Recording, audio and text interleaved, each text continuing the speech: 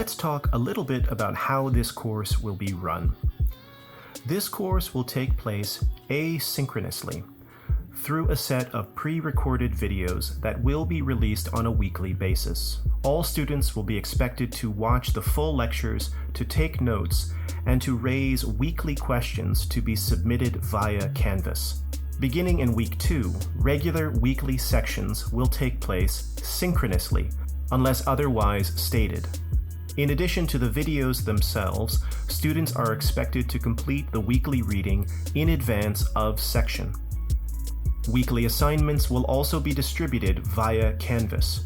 These assignments are not listed in detail in the course syllabus, so be sure to keep an eye out for any emails or Canvas notifications that come from myself or your teaching assistant.